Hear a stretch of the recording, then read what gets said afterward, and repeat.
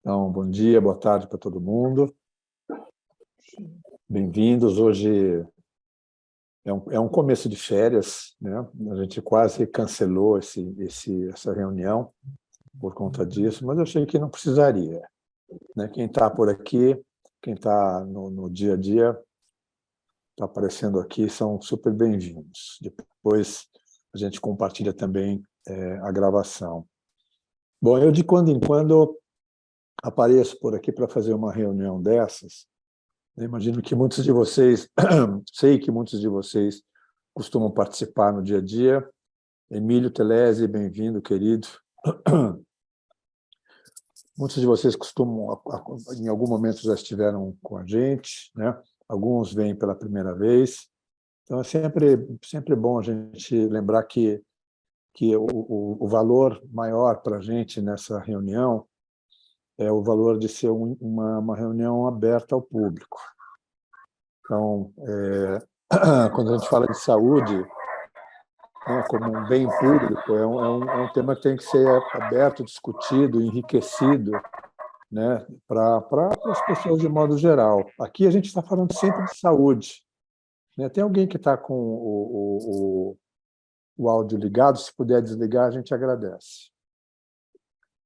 Então, por esse motivo, tem para mim um caráter cultural aqui nessas reuniões. Né? A gente está falando de cultura sobre saúde. Saúde aí a gente abre para vários aspectos também, né?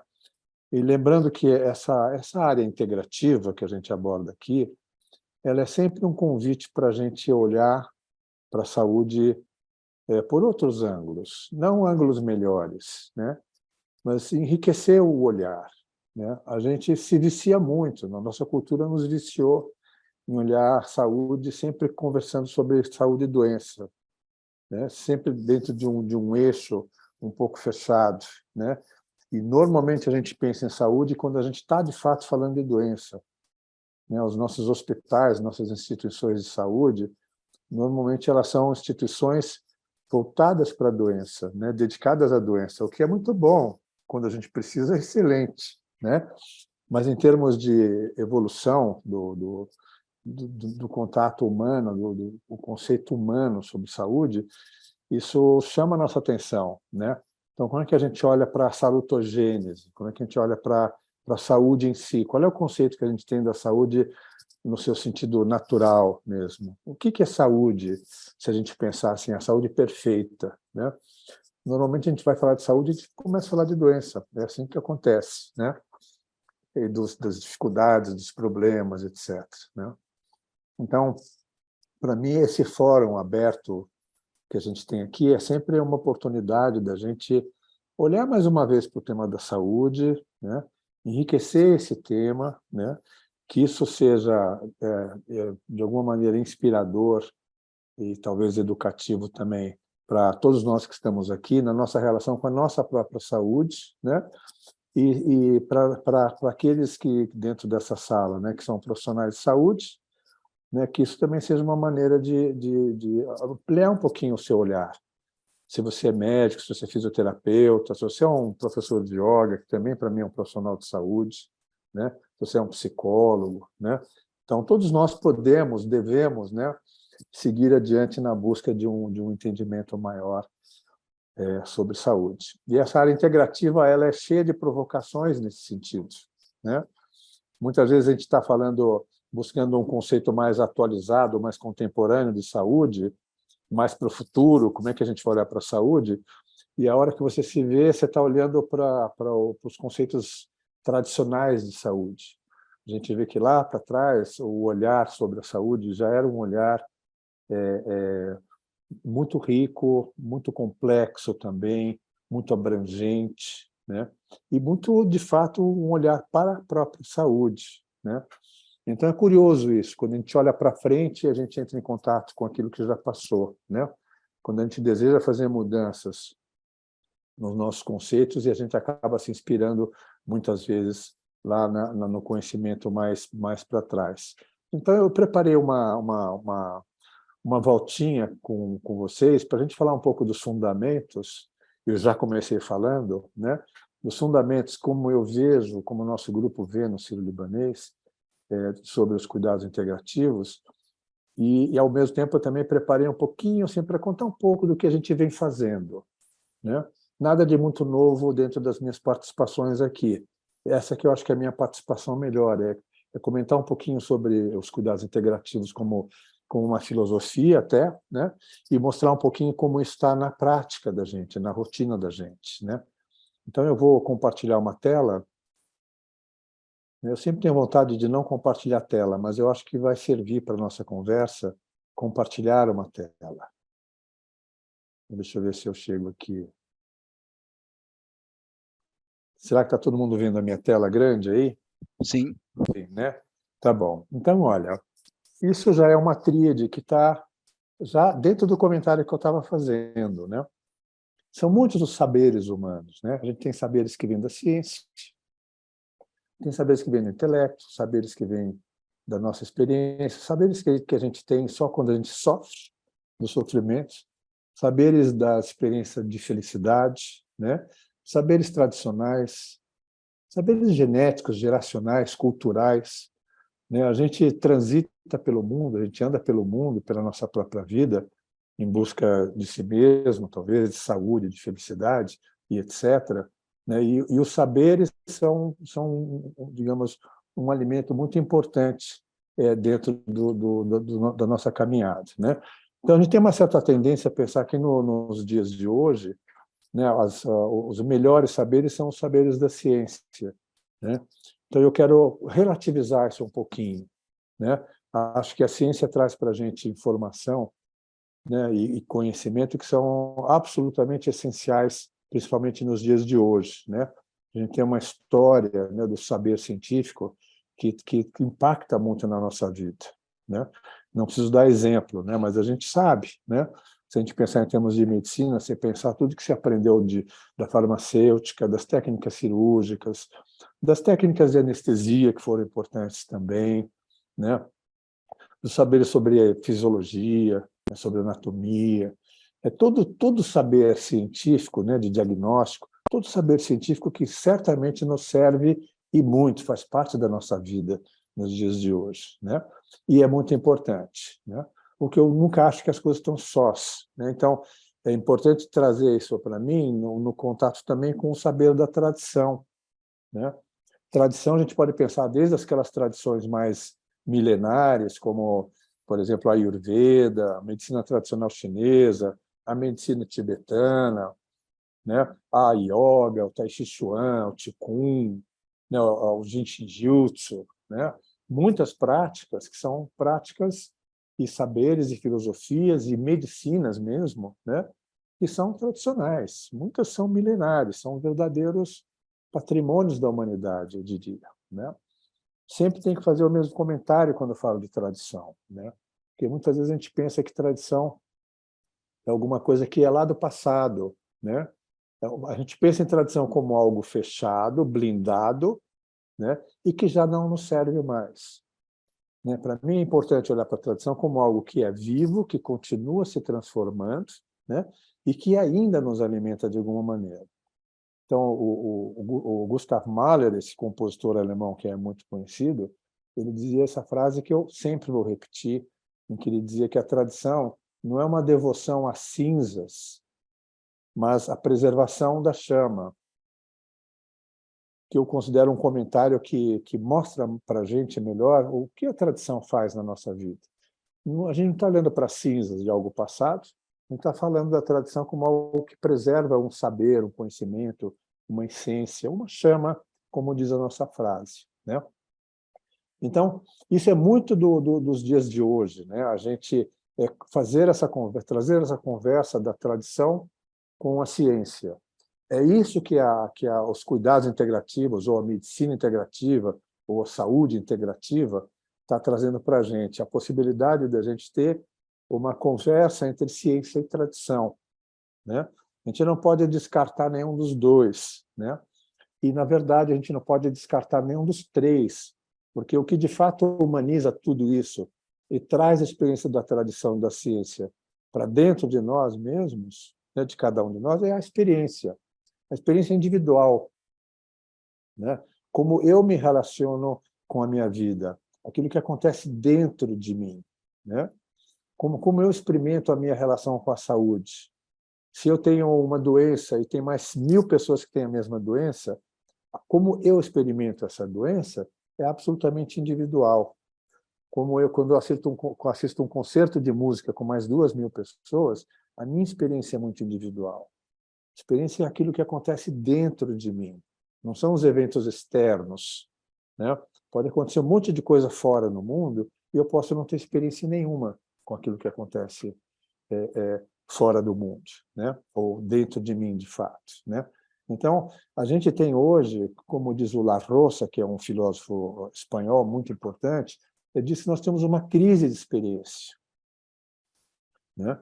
Ele diz que a gente tem uma crise de experiência porque nós temos um excesso de informação, olha só, porque a gente tem um excesso de opinião, né, também, em todos os assuntos a gente já tem uma opinião formada, que a gente tem um excesso de trabalho e falta de tempo. São 4 aspectos que ele traz para a gente, para mostrar que nos dias de hoje nós temos muita dificuldade de ter experiência. Então, a gente, quando não tem a experiência, quando a experiência não está muito presente, a gente fica oscilando entre ciência e tradição, né? Mas é a experiência que humaniza o meu contato com a ciência, né? Você vai lá e faz um curso de medicina, você se torna um cirurgião. Você é um cirurgião coloproctologista, para dar um exemplo conhecido para mim, né?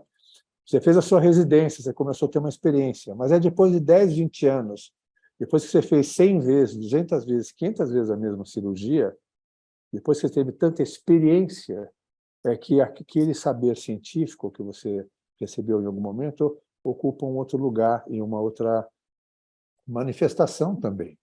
É como cozinhar, né? Aí eu leio uma receita maravilhosa, né? Será que eu sei fazer aquela receita? Bom, eu pego a receita e vou fazer a receita. Enquanto eu não fizer aquela mesma receita umas 20, 30 vezes, 40 vezes, a gente sabe que a gente não tem domínio sobre isso. Tudo isso para dizer a importância da experiência na nossa vida, e na relação também com a tradição e com a ciência. Então, tem saberes que vêm pela ciência, saberes que vêm pela tradição, e há saberes que só vêm pela experiência mesmo, né? Tem um exemplo na história, que é o Leonardo da Vinci, que era considerado o mestre da experiência. Ele era um homem iletrado, era um homem que não tinha muito estudo, né? Enquanto todos os artistas estudavam várias disciplinas, ele era a pessoa que observava, que praticava, que repetia, que pegava uma pedrinha, via a cor dela, via outra, procurava reproduzir. Ele foi a pessoa que aprendeu, desenvolveu todo o saber dele, que a gente sabe que é gigantesco, através da experiência. Então, quando eu falo de tríades, eu vou falar de mais 2 aqui, eu nunca quero que um dos 3 lados seja mais importante. Quando eu falo de tríade, eu diria que há uma dinâmica dentro, que a gente possa estar lá no meio dessa tríade, vivendo, se alimentando da tradição, se alimentando da ciência e também se alimentando da experiência. Na área integrativa, isso é absolutamente necessário, né? Depois, uma outra tríade que eu trago para vocês, ela é, para mim, assim, aquilo que expressa o que são, em geral, as práticas integrativas, né? Tem que pensar que, em geral, as práticas integrativas são práticas de origem oriental, que vêm de tradições, de práticas, ou de disciplinas orientais, né? De filosofias orientais, né? E no Oriente, essas práticas, geralmente, elas são práticas de autocuidado para preservar a saúde na sua integralidade. Essa é a frase que, para mim, manifesta essa tríade. Práticas de autocuidado para preservar a saúde na sua integralidade. O que é yoga? É uma prática de autocuidado para preservar a saúde na sua integralidade. O que é um Qigong? Prática de autocuidado para preservar a saúde na sua integralidade. O que acontece quando a gente importa essas práticas todas aqui para o Ocidente, quando a gente sai do Oriente e traz para o Ocidente? A gente transforma essas práticas em práticas de cuidado com o outro. A gente tenta fazer dessas práticas uma prática para tratar doenças e não para preservar a saúde. E a gente vai usar essas práticas para tratar uma parte. Por exemplo, quando a gente fala assim, é um sacrilégio que eu vou dizer agora, né? A yoga é uma técnica anti-estresse, né? A gente vê um fiapinho. Claro que a yoga pode oferecer uma redução de estresse, mas isso é um fiapo da realidade. Quando a gente olha a yoga, por exemplo, na sua integralidade, ela tem uma grandeza que a gente não consegue nem imaginar com o nosso intelecto, né? Então, para mim, essa é uma tríade importante, né? Tem que dizer assim que a integralidade é um conceito muito difícil para nós ocidentais. Muitas vezes a gente pensa em integralidade como um conjunto de partes que funcionam de uma determinada maneira. Primeiro que a gente nem consegue conceber todas as partes, digamos, que compõem a nossa humanidade, que compõem a natureza, né? Mas nós somos um pouco assim, pensamos quase como se fosse uma fisiologia das partes, ou uma engenharia das partes, né? E eu penso assim, talvez seja um pouco poético demais, mas eu acho que às vezes a poesia ajuda a gente a ir um pouco além do intelecto limitado da gente, né? Mas eu olho para a integralidade como se fosse um degradê, como se nós fôssemos um todo, né? Que temos, digamos, aspectos mais densos até aspectos mais sutis, e que correm sem divisórias, né? A gente não, aqui a gente pensa assim, corpo, mente, espírito, energia, a gente divide em partes e pensa como essas partes funcionam, né? Mas vamos pensar que não são partes, não são necessariamente dimensões humanas, mas são aspectos humanos da nossa integralidade, né? O que é a espiritualidade? Será que o espírito é um fantasminha que vive dentro de nós? Ou será que é um aspecto muito sutil daquilo que nós somos, né? Em contraposição, um aspecto muito denso, como os ossos, por exemplo, né? Onde que está a divisória entre as nossas emoções e a nossa mente, por exemplo? Como é que a gente separa uma coisa da outra, né? Então, eu sempre penso assim, que temos que olhar para a integralidade como um todo, ter esse princípio da unidade. Somos como se fosse uma gota de água, cada um de nós. E a frase que eu trago para expressar um pouco o que é integralidade é: tudo afeta tudo. Tudo afeta tudo. O que eu como afeta meu sono. O meu sono afeta minhas emoções. As minhas emoções afetam o meu estado mental. O meu estado mental afeta a minha consciência espiritual. A minha consciência espiritual afeta meu corpo, né? Tanto para o lado da saúde quanto para o lado da doença, né? Eu posso adoecer nessa progressão dos processos que vão afetando processos, de aspectos que vão afetando aspectos, e eu posso também me tornar mais saudável da mesma forma. É uma ida e uma volta na mesma via, que é a via da integralidade, né? Então, costumo dizer que nós ocidentais somos mais proativos, nós somos, na verdade, mais reativos à doença do que proativos à saúde. Quando nós temos uma doença, então a gente vai estar buscando alguma coisa para fazer, né? A gente não cuida da saúde, não preserva a saúde como um primeiro movimento. E aqui a gente começa a falar da preservação, né? A gente pode falar de preservação da saúde, de prevenção da doença, de tratamento da doença. Qual é o melhor lugar para a gente habitar, quando possível? É preservar a saúde, né? O que significa ter uma noção das leis naturais que regem a nossa saúde, quem nós somos, a nossa relação com o meio ambiente, as nossas relações sociais, né? A nossa relação com o mistério, né? Tudo isso é parte da nossa saúde. Então, para eu preservar a minha saúde, de fato, eu tenho que entender mais, ter mais consciência das leis naturais que regem a minha existência humana. Quando eu não tenho noção dessas leis, né, quando eu, ao invés de viver um estado de ordem, de consciência da natureza natural, eu vivo um estado de ordem cultural, se as leis que estão regendo a minha vida são as leis da cultura, vou ficar doente, com certeza. Porque a nossa cultura, né, o que nós comemos, os nossos hábitos, nosso estilo de vida, né, a forma como a gente se relaciona, eu não diria que é muito natural, né? Nossa cultura se afasta das leis que regem a nossa natureza, né? Então, a gente acaba também se afastando da nossa própria saúde. Vamos pensar que saúde é uma expressão da natureza. Então, preservar a saúde passa por preservar o meu estado natural, o meu estado de ordem natural. Então, veja como a educação aqui é muito importante, né, para eu preservar a minha saúde. Todas essas práticas integrativas me educam para eu compreender melhor as leis naturais que regem a minha mente, as minhas emoções, o meu corpo, a energia, a espiritualidade e assim por diante. E nessa tríade, para finalizar, o autocuidado, né? De novo, né? Nós somos muito mais voltados a cuidar do outro do que cuidar de nós mesmos, né? Mas essas práticas todas são práticas que nos convidam ao autocuidado, né? Se você dá uma voltinha no Oriente, você vai ver que as crianças aprendem a meditar, ou a fazer sua prática de Qigong, ou fazer sua yoga, os pais fazem a mesma coisa, está na cultura.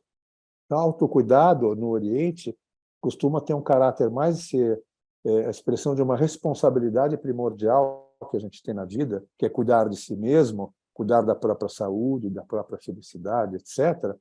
E no Ocidente a gente muitas vezes pensa em autocuidado como um ato de egoísmo, né? Para nós um valor maior do que cuidar de si mesmo, né, de assumir a responsabilidade sobre si mesmo, é cuidar do outro. Esse é um valor muito ocidental, né? Então, isso me leva para a próxima tríade, que é a tríade que eu chamo de tríade do cuidado. O cuidar, cuidar-se, ser cuidado, né? Que eu tenho que contar que isso veio para mim num sonho, em algum momento, há mais de 15 anos atrás, quando eu me preparava para entrar no Sírio-Libanês e fazer esse projeto lá dentro, né? Então, a tríade, ela, na verdade, nos convida a 3 aspectos do cuidado que são muito importantes. Eu cuidar do outro, eu ser cuidado pelo outro, e eu cuidar de mim mesmo. Eu dar, eu receber do outro, e eu dar e receber para mim mesmo, que é o ser cuidado, né? Qual é a parte que a nossa cultura nos incentiva mais? É a prática do cuidar do outro. Nós somos muito mais voltados ao dar, ao cuidar do outro, do que cuidar de nós mesmos, né? Nós não somos o primeiro da fila, nós sentimos que isso pode ser um gesto de egoísmo, isso é um tema confuso para a gente. Eu diria que as práticas integrativas, de um modo geral, nos convidam a ter essa consciência, né, da importância do cuidado pessoal, né, a importância de receber cuidados, né? Cada uma dessas práticas tem o seu desafio, né? Para muitos de nós é difícil ser cuidados.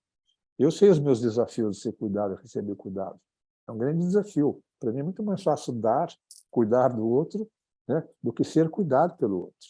Então, nesse desafio, há, para mim, um monte de ensinamento, um monte de aprendizado que eu posso ter comigo mesmo na minha própria vida, né? Então, ser cuidado é um desafio maravilhoso. Cuidar de si, ter disciplina para o cuidado pessoal, aprender práticas de cuidado, ter um cuidado integral, né? Cuidar de todos os aspectos da minha vida, isso é um grande desafio também. E tudo isso afeta positivamente o cuidar do outro, né? Então, o tempo que eu tenho aqui é só para fazer uma pequena reflexão. Então, essas 3 tríades, gente, para mim, elas compõem, nos dias de hoje, uma base importante do que eu chamo de cuidados integrativos, né? Para mim, quase tudo, a gente tem uma pós-graduação que ela é muito baseada, 14 módulos durante um ano e pouco, em que a gente trabalha muito esta base dentro das nossas aulas. De cada uma dessas tríades, a gente tira um monte de saberes e de relações que a gente precisa falar, fazer, entender, né, quando a gente fala dessa área integrativa. Bom, vou comentar um pouquinho agora sobre o núcleo nosso, né, que, na verdade, para nós é um núcleo, é um projeto de humanização oferecido a toda a população que anda pelo hospital. Se a gente fala em integralidade, a gente não pode mais dar só ao paciente o que nós temos para dar, né? Integralidade também inclui familiares, os profissionais de saúde, os médicos, os colaboradores, os visitantes, né? Então, vocês vão ver aqui um pouco do nosso programa, que eu vou mostrar rapidamente para deixar tempo para a gente conversar depois. É um programa que contempla toda essa população que anda pelo hospital, né? Então, basicamente, a gente tem 3 fundamentos no núcleo, né? Um deles é o cuidar, cuidar-se, ser cuidado, que vocês já conheceram, né? O segundo deles é tratamento global, tratamento humano, que está comentando aqui a questão da integralidade, portanto, né? Se eu quero tratar alguém como uma pessoa, eu tenho que olhar para ela na sua integralidade. Então, quanto mais global é o meu tratamento com uma pessoa, mais humano esse tratamento também é. É uma forma de humanizar o tratamento. Não existe nada mais desumano que tratar uma pessoa só na doença dela, no sintoma dela. Isso não é uma desumanidade das pessoas, é uma desumanidade da nossa cultura de saúde. A gente acabou muito nisso, né? Então, é parte da entrega da área integrativa convidar, né, os profissionais de saúde, inclusive, e o público, de modo geral, a gente tem a noção da importância de tornar o nosso tratamento, o nosso cuidado, o mais global possível, que isso contribui para a humanização das nossas ações, né? E o terceiro fundamento é cura e educação, asas do mesmo voo, né? O que traz aqui uma palavra muito importante, que é educação, como uma parte da nossa experiência de contato com a saúde, né? Se a gente pensa em saúde só quando a gente pensa em doença, a gente pensa em cura de uma forma restrita.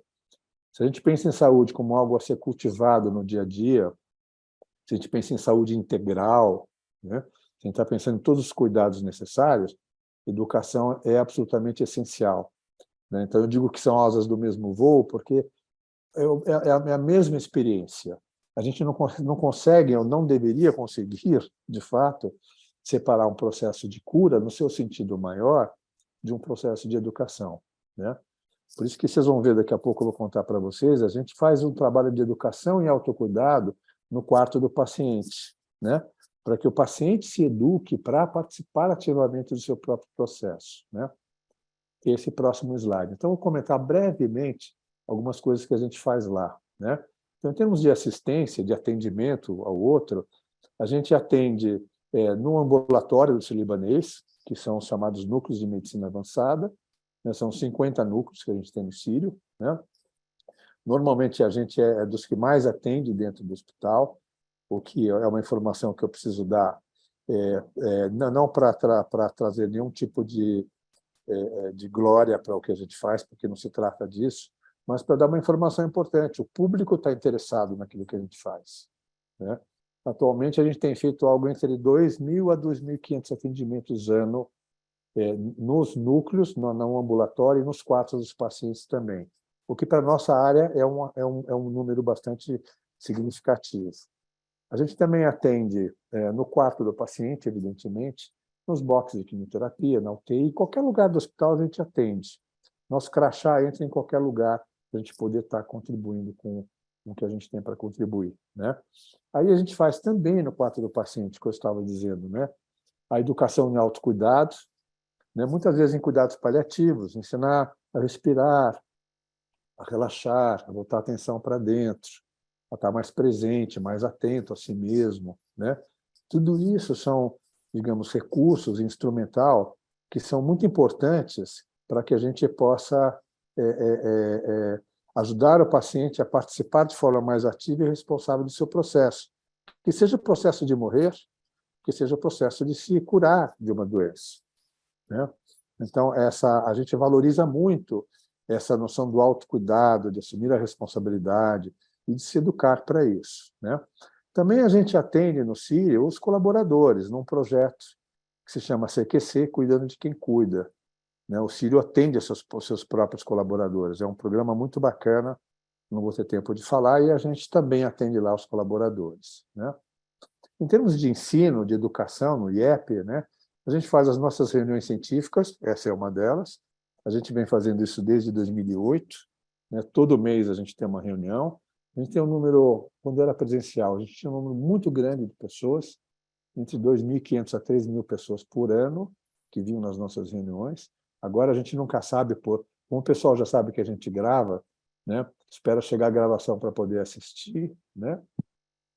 Mas continua sendo com a intenção, né, de contribuir para o público em geral. Essa é uma vocação muito importante que nós temos, né, pensar na saúde para o público. A gente também tem, além disso, um curso de pós-graduação. Nós começamos uma última turma há um mês atrás, ainda dá tempo de entrar, se tiver interesse, a segunda aula, e ainda é possível aceitar novos alunos, né? Será em 28 e 29 de julho. É um curso que a gente tem médicos, enfermeiros, psicólogos, fisioterapeutas, terapeuta ocupacional, fonoaudiólogos, tem artistas, tem outras áreas também de atuação que estão pessoas voltadas à saúde, evidentemente.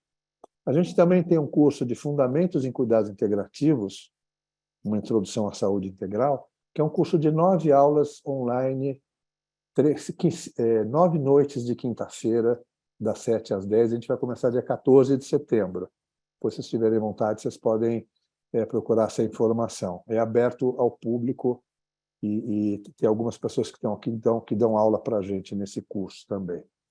E a gente começou ano passado, ainda não demos sequência nisso, um curso de sono saudável aberto ao público.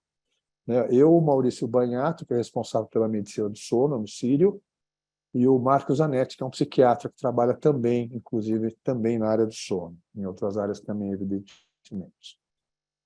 A gente participa do Comitê de Dor, é uma equipe multiprofissional. Há 4 ou 5 anos que nós nos encontramos regularmente para ir desenvolvendo um projeto de equipe multiprofissional. Não é fácil, né? Mas inclui psicologia, inclui a medicina, a enfermagem, inclui a reabilitação, né? Mesmo o grupo de cuidados paliativos fazem parte disso, né? Inclui o nosso conselho espiritual, né? Vamos incluindo aos poucos isso também, né?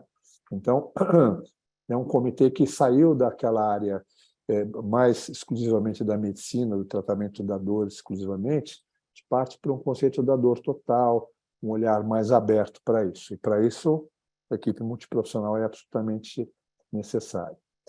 Na oncologia, a gente tem um programa que já começou a acontecer, né, que é o que a gente chama de PIO, que é o Programa Integrativo para Oncologia, que é um programa para pacientes oncológicos, e que são vários encontros, onde a gente ensina algumas práticas, a gente abre algumas conversas, a gente traz alguns assuntos pertinentes à experiência do paciente oncológico. E a gente também está lançando, não começamos ainda, mas já temos pronto para começar um curso que é um curso de mindfulness para a recuperação dos pacientes com câncer também. Um programa muito interessante. Tem um projeto de arte e cultura, que é uma lista enorme de atividades que a gente está programando, né? Por enquanto, a gente tem tido música no hospital. Mais tarde, mais para frente, eu vou mostrar um pouco dessas fotos, né?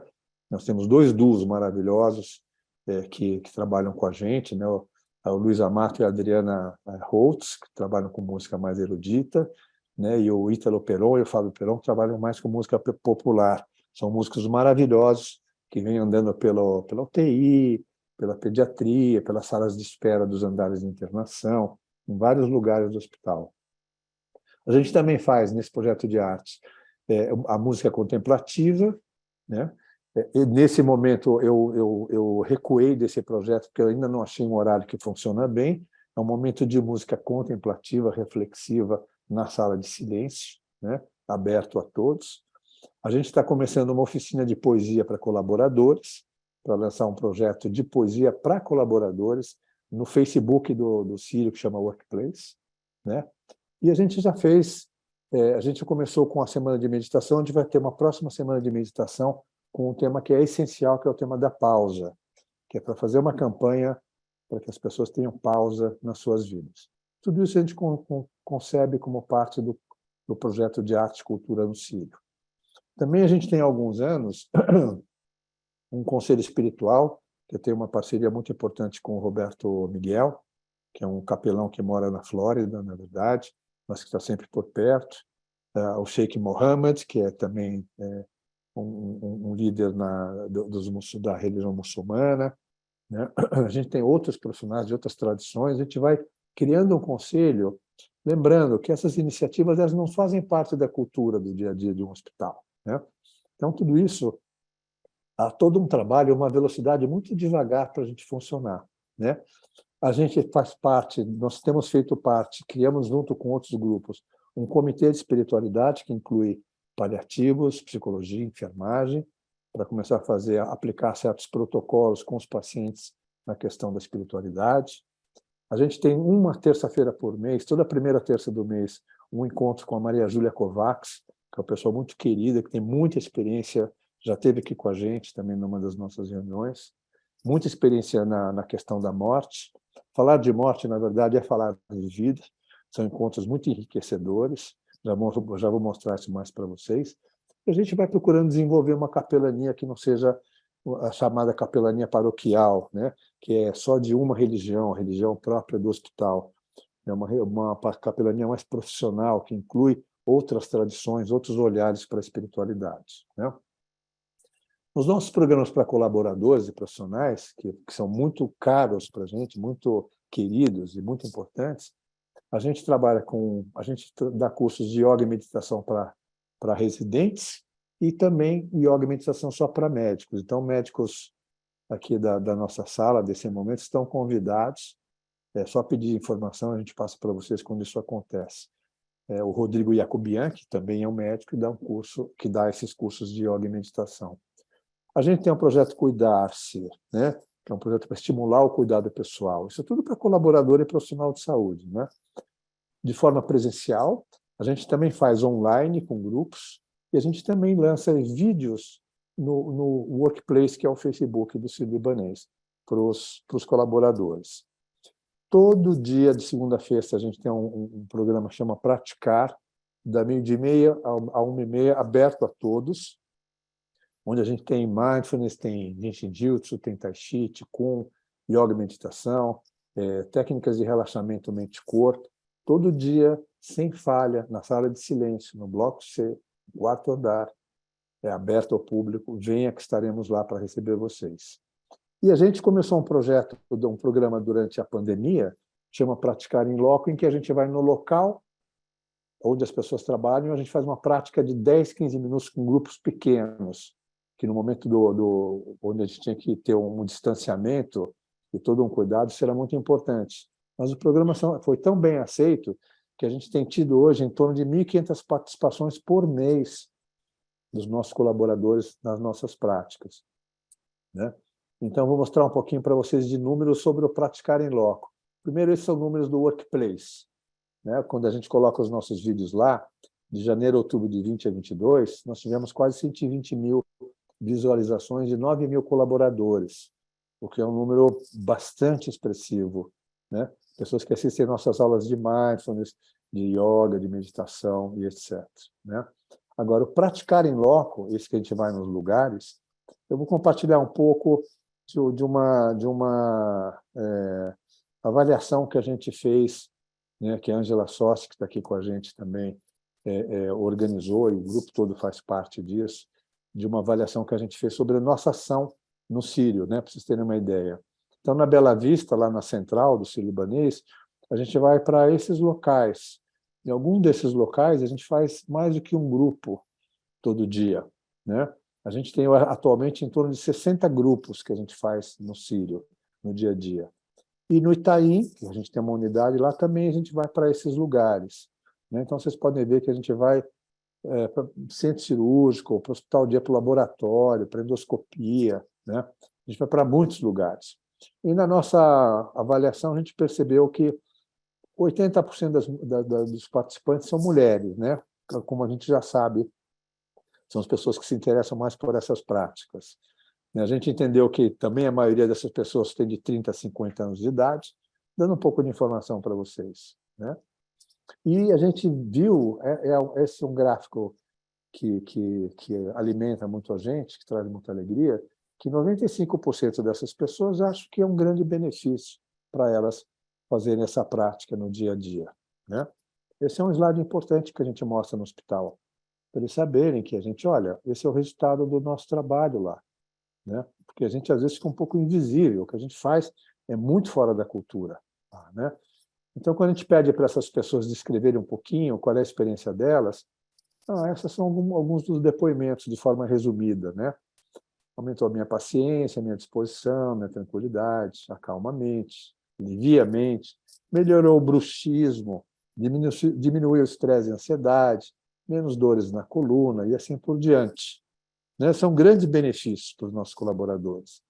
A gente fez um gráfico para ter um pouco uma ideia melhor disso, né? A gente vê que acalmar a mente, diminuir o estresse e relaxar as tensões e sentir-se bem, né, são os mais prevalentes dentro da nossa rápida pesquisa, com 320 pessoas. Quando a gente pergunta para as pessoas por que elas não vêm, e a resposta é porque eu estou em atendimento, porque é um excesso de trabalho, que eu não consigo me desligar do trabalho. E por aí a gente vai entendendo como andar mais dentro disso. E a grande maioria das pessoas gostaria de ter mais que uma prática por semana também, né? Então, agora eu vou mostrar só fotos e terminar a minha apresentação, tá? Para dar o tempo da gente conversar um pouquinho. Isso aqui é o projeto Cuidar-se, Paulo Blois ensinando Mindfulness, aulas de relaxamento com a Vivi Farah Nassif. Isso tudo é na nossa sala de silêncio, né? Isso também é com a Vivi. Aula de Jinshin Jitsu com a Érica Ramos. Aula de yoga e meditação com o grupo do Rodrigo Jacobian. Aqui é o Edson que está com a gente, dando essa aula, né? Aula de Tai Chi Chuan com a Ângela Sossi. Essa é uma aula do Rodrigo Jacobian na unidade de Itaim, né? Esse é o Falando de Morte que eu contava para vocês. Agora vocês já sabem que 1º de agosto é nosso próximo encontro, tá? A gente vai estar celebrando 1 ano desse programa. A gente pretende fazer um dia especial, né? Essa é uma foto desse encontro com Maria Júlia Kovacs, do Falando de Morte. A música contemplativa, que está desatualizado, porque a gente está procurando um horário que funcione melhor na rotina do hospital. As nossas semanas de meditação aqui divulgadas, né? Acho que as imagens falam um pouquinho também, né? Aqui a gente tem, aqui do meu lado, eu tenho o Jigme Tserin, que é representante da Sociedade Dalai Lama na América Latina, e nós somos parceiros. Muitas vezes ele traz, no caso dessa reunião, ele trouxe um médico tibetano e uma astróloga tibetana que trabalha com o médico para falar do olhar tibetano para a saúde. E essa foi uma reunião muito interessante para a gente. Essa é uma prática que a Ângela e o Sérgio trazem de Tai Chi Chuan para cadeirantes na sala de silêncio, e seus acompanhantes também, evidentemente. Essa é uma prática do Fabrício de Tai Chi Chuan também no Outubro Rosa, no espaço público, uma aula de Tai Chi na nossa pós-graduação. A nossa queridíssima sala de silêncio no Bloco C, no 4º andar. Quem anda pelo Sírio-Libanês, vai lá visitar a nossa sala, ela é linda, ela é uma delícia. Só está faltando o meu piano, que não está aí, mas que está dentro da sala atualmente. Esse é o Mingyur Rinpoche, que é um homem maravilhoso. Ele já fez algumas palestras para a gente no Sírio-Libanês, eu levei ele para abençoar a nossa sala de silêncio. Aqui uma foto junto com o Ganei, que é nosso diretor-geral no Sírio, que vem assistir o Mingyur Rinpoche também. Esse é o Paulo Blois e o Gustavo Giovanetti fazendo um trabalho de mindfulness com os gestores do Sírio-Libanês. A gente entende que quando a gente trabalha com os gestores, a gente alcança muito mais gente, né? Aula de yoga e meditação para residentes, né? A gente vê que são pessoas mais jovens, que é um alvo muito bom da gente alcançar. Aula de Jinshin Jitsu no Outubro Rosa, né? Uma preparação dos colaboradores, um aquecimento para a aula de Tai Chi com a Ângela, né? Esse também é uma aula dentro da nossa pós-graduação sobre espiritualidade com Sheikh Mohammed, que é um líder na América Latina, na verdade, da religião muçulmana. Essa faz parte também uma professora da nossa pós-graduação muito querida, que é a professora Lia Diskin, que eu tenho sempre uma alegria maravilhosa de poder recebê-la, sempre dá aulas maravilhosas para a gente. Eu não resisti, pus ela aí no momento que eu estava entregando uma flor para ela. Esse aqui são fotos das nossas reuniões científicas. Há pouco tempo atrás teve aqui o Paramahamsa Prajnanananda. Tem aqui o Satbir, que eu já vou mostrar um pouco para ele. De novo aqui o Mingyur Rinpoche, Dr. Luiz Guilherme Corrêa falando de Ayurveda, Érica Ramos falando de Tai Chi Chuan, Marcos Rojo falando de yoga, né? Então, o Satbir, que a gente pensa que também é um homem que está sentado em cima da montanha, na verdade, ele é um grande pesquisador de yoga e meditação em Harvard. Ele veio dar uma aula para a gente muito importante sobre ciência, sobre essa tradição pelo olhar científico, né? Isso era a sala dele quando ele veio. E agora a gente vai fazer um passeio nos nossos retiros, que fazem parte da nossa pós-graduação. A gente costuma ir para São Francisco Xavier. Então, lá nos nossos retiros, a gente tem momentos na natureza, evidentemente, aulas, né, para pequenos grupos dentro da natureza. Essa é uma sala de aula nossa que a gente aprecia muito, né? Uma aula de arte-terapia. Né? E agora, para terminar a minha apresentação, eu vou mostrar duas fotos dos nossos músicos tocando no Sírio-Libanês em sala de espera. Né? Aqui é a Adriana Rossi e o Luiz Amato, e aqui é o Ítalo Peron e o Fábio Peron, que não está dando para ver eles muito bem tocando numa sala de espera. Então, eu vou interromper essa apresentação e vou trazer para vocês um videozinho de 2 minutos para vocês poderem ter um contato um pouco melhor com o que é essa coisa da música dentro da rotina de um hospital. Deixa eu ver se eu acho o vídeo. Não é isso. Cadê o meu vídeo? Meu Deus. Eu acho que deve ser isso aqui. Vamos ver se dá certo. Tem que compartilhar o som. Vamos ver se dá certo. Acho que não deu certo. Né? Entrou uma foto, né, gente? Entrou uma foto. Onde será que está? Ah, está. Gostaria muito de encontrar esse. Achei aqui. Vamos ver se vocês conseguem ver isso. É um apanhadinho de alguns momentos.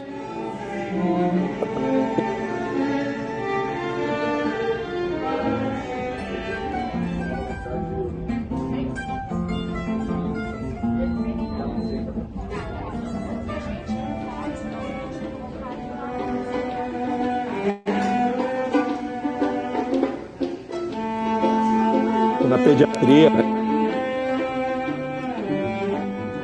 Às vezes é no os colaboradores, na sala de espera avançada, uma sala de espera de um andar de internação.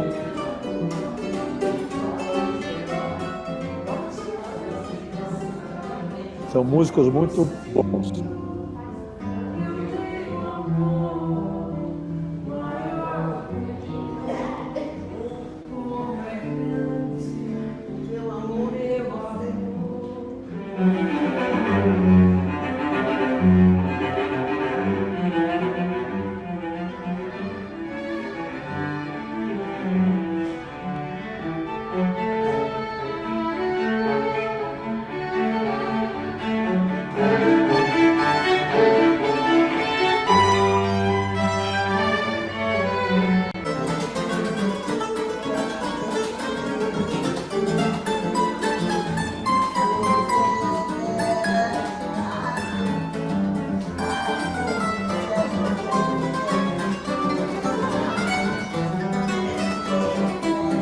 Fábio Peron e Ítalo Peron.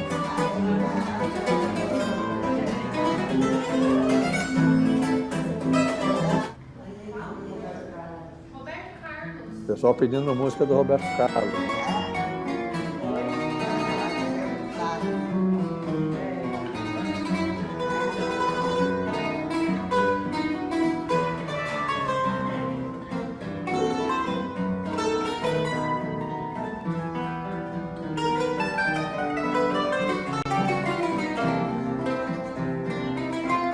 Fábio é um monstro.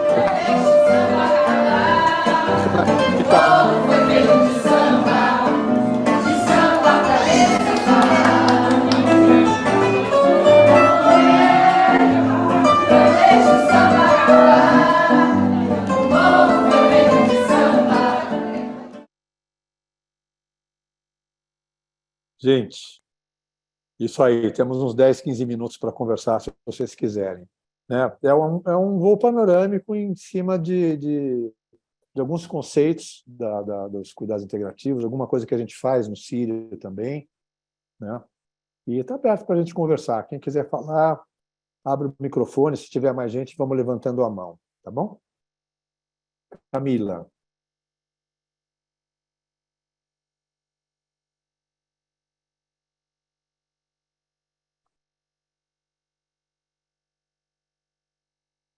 Não estamos te ouvindo ainda.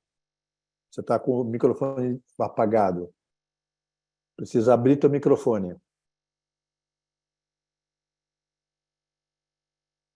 Sabe abrir? Lá embaixo à esquerda? Ainda não abriu. Não abriu, querido.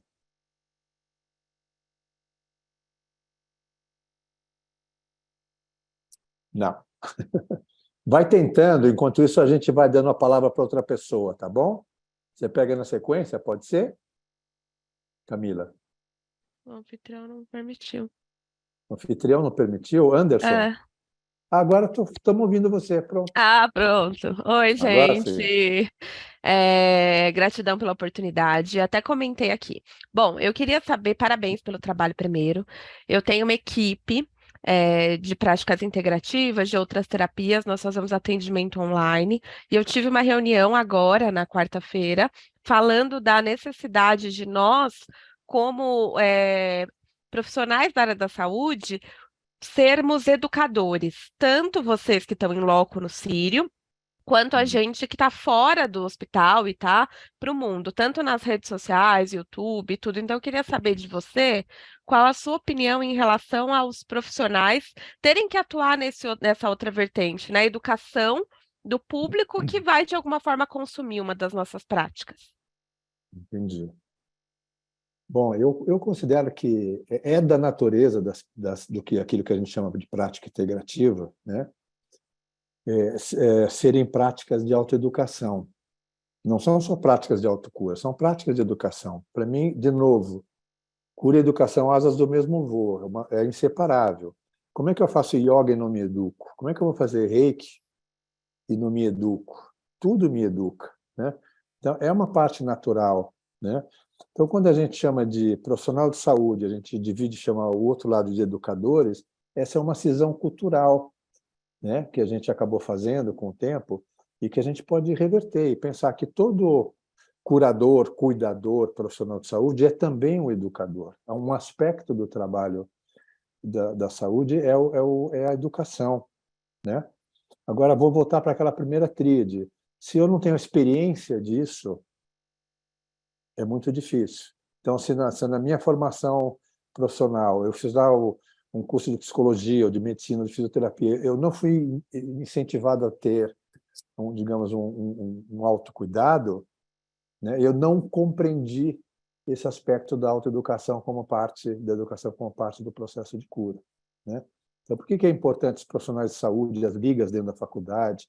Olha, o Paulo Blois, que está aqui, que é do nosso grupo também, ele faz um trabalho na Unifesp, na Faculdade de Medicina, de educação e autocuidado para os alunos, para os graduandos. É ali que o jovem começa a entender a importância disso. Aí, quando você se envolve com o seu autocuidado, não tem jeito, você vai se envolver com autoeducação. E daí é você entender que a tua prática de saúde inclui educação, é um passo mais curto, né? Que a gente fica feliz quando a gente vê os médicos vindo fazer yoga e meditação com a gente, né? Nos nossos grupos lotados, que a gente tem com o Rodrigo Jacobian, né? Que também é parte do nosso curso. Porque a gente sabe que eles estão se sensibilizando para isso. O que eu estou aprendendo quando eu sento em silêncio? Quando eu procuro silêncio? Ainda que eu não o encontre, provavelmente eu não vou encontrar. Quando eu procuro um conforto mental, conforto emocional, quando eu procuro uma integração mente-corpo, ainda que eu não encontre nada disso, mas o que eu aprendo quando eu busco isso, né? Então, esse viés, né, da educação, ele é muito importante, né? E uma coisa muito importante para se dizer é que, vou falar da minha experiência pessoal agora, Camila. Os pacientes que eu atendo, quanto mais esses pacientes têm compromisso com com o seu próprio cuidado, né? Quanto mais eles participam ativamente do seu próprio cuidado, mais eles evoluem. E a forma de aprender a participar do próprio cuidado é educativo. Estamos falando de educação. Você vai ensinar um paciente que tem dor crônica a fazer uma técnica de relaxamento, por exemplo, pode ser até que nem alivie tudo que você gostaria da dor, mas alivia o sofrimento, traz recursos para aquela pessoa para lidar com a dor dela em momento de crise, né? Então, essa é uma pequena reflexão sobre esse tema. Obrigado.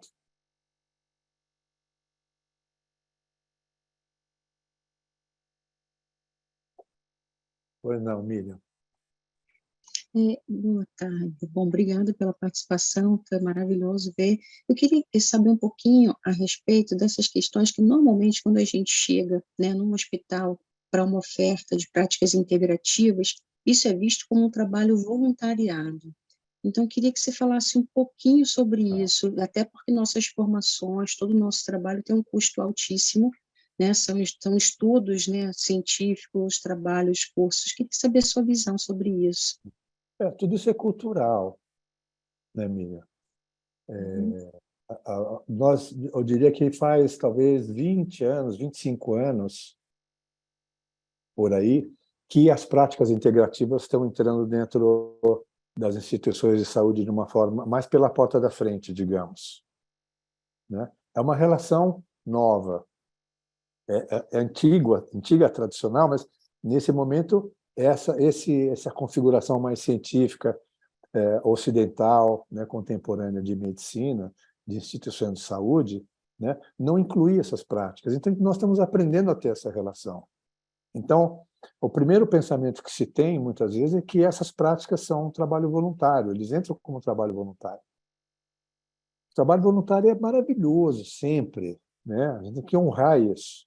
Mas também temos que entender que, às vezes, colocar essas práticas como ações voluntárias retira um valor dessas práticas, diminui o valor, não traz a prática como uma prática profissional, que tem um rigor, e que pode conversar com as práticas mais institucionais de saúde, mais, não precisa ser de igual para igual, mais próximos, mais proximamente, né? Então, acaba sendo, muitas vezes, entrando como prática voluntária. Quando eu entrei no hospital, né, as pessoas me ofereceram isso, né? O hospital paga para você, você faz um trabalho gratuito para as pessoas. E eu não quis, porque eu sei que quando a pessoa paga, olha o outro lado da história, quando ela paga, ela também dá valor para aquilo. Então, tudo é uma questão de valor. Que valor nós damos a isso? Quando isso está na nossa casa, no nosso centro de práticas, lá na nossa casinha, no nosso grupinho de gente que medita, ou quando está dentro de uma instituição de saúde? Que valor que o hospital dá, que valor que os profissionais de saúde dão, que valor que o público dá. Então, é importante, na minha opinião, é importante levar essas práticas todas com valor para dentro do hospital. Né? Mostrar ciência é uma forma de dar valor para isso. Tem sempre que mostrar o lado científico, né? Isso dá um trabalho, mas é muito importante, porque é a linguagem, né? Obrigado. Com certeza, obrigada. Eu não sei quem levantou a mão primeiro, a Ludmila ou a Sílvia? Eu não vi, mas se eu puder perguntar rapidinho. Pode perguntar, linda. Tá. Então, bom dia, parabéns pela apresentação. Gostei muito de conhecer o senhor, o seu trabalho, o trabalho dessa equipe toda, e fiquei muito contente de ver essa participação de tantos lugares, de tantas pessoas. A minha pergunta é o seguinte: eu sou médica, você está vendo aqui que eu estou trabalhando, trabalho numa UTI, e eu fiz, por conta própria e pela minha dedicação aí a essas práticas integrativas, eu fiz o curso de toque terapêutico, uma enfermeira conceituada já aqui no Brasil, em São Paulo, que fez aquele toque terapêutico da Kuntz, né? Kuntz, não é o nome dela, a enfermeira que iniciou essa prática do toque terapêutico, não lembro agora, mas enfim. E aí eu fui pesquisar e perguntar e falar um pouco sobre isso com alguns parceiros, assim, e eles disseram que médico não pode fazer prática integrativa. Por exemplo, eu aprendi a fazer o toque terapêutico, uma prática integrativa, que ajuda muito com o tratamento de dor, ansiedade, etc. E eu consigo utilizar isso, por exemplo, na beira-leito, na UTI.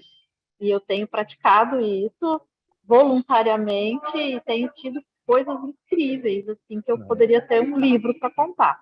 Mas quando eu falo em fazer isso e tal, não, o médico não pode. Se eu falo com o gestor proíbe. Qual E aí eu hospital queria você ver a sua trabalha? visão. Qual hospital você trabalha? Hoje eu trabalho no Hospital da Mulher, Tá, que é do Estado, eu sou funcionária pública. tá.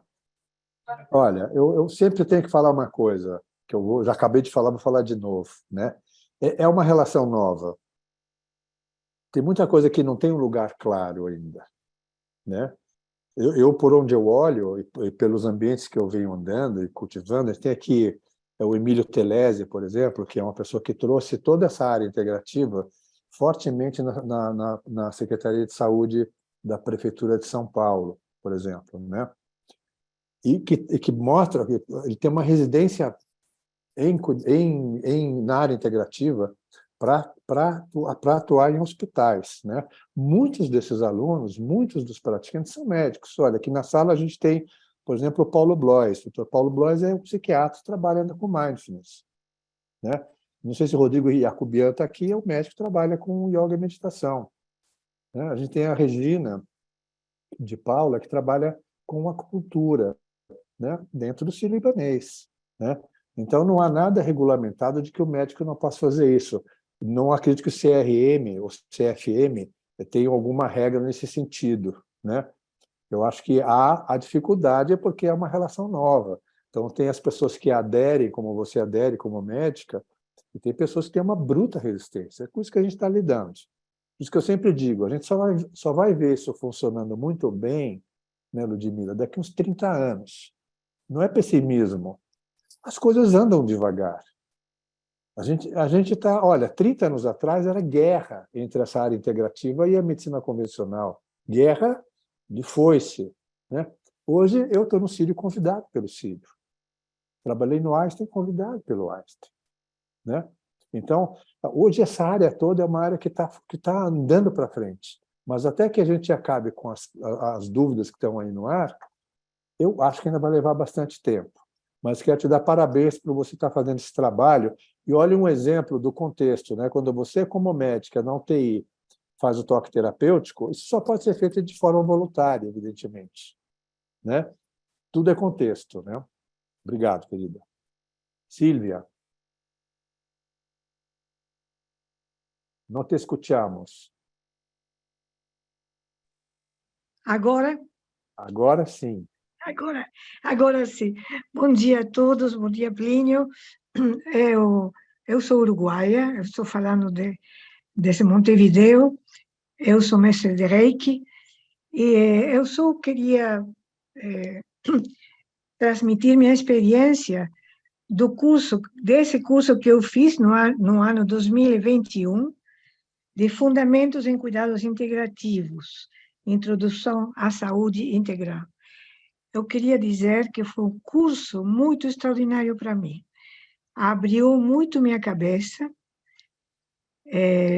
fiz um enriquecimento muito interessante na minha prática como mestre de Reiki, mas também na minha vida, na relação comigo mesmo, também com a saúde, quando eu preciso de assistir ou de fazer uma consulta com algum médico, também eu olho para essa situação de um outro lugar, diferente.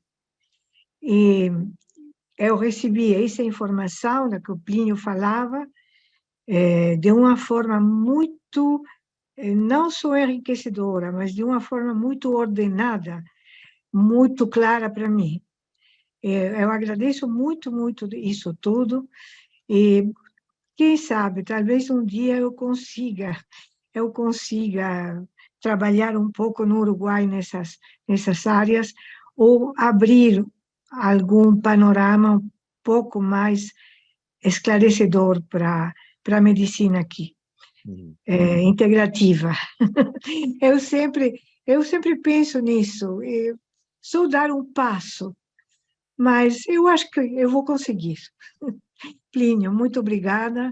Obrigado, querida. Obrigada por a abertura enorme que você tem lá no Sírio. Obrigada. Obrigado.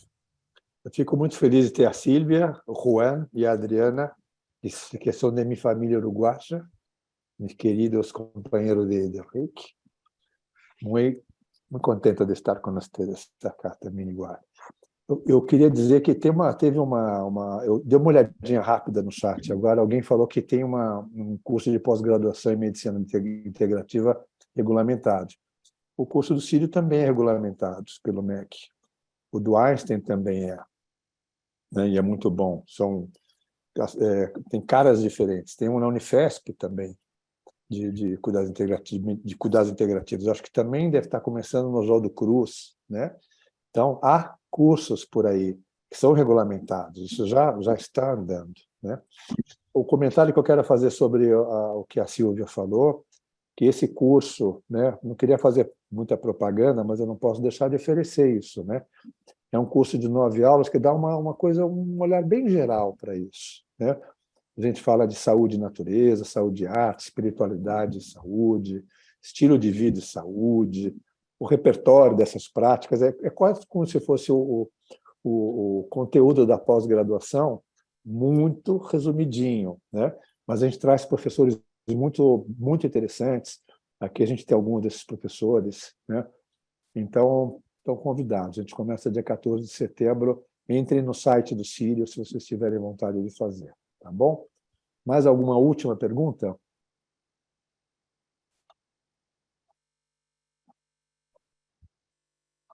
Sim, Bárbara. Não te ouvimos ainda. Não te ouvimos. Não? Agora sim.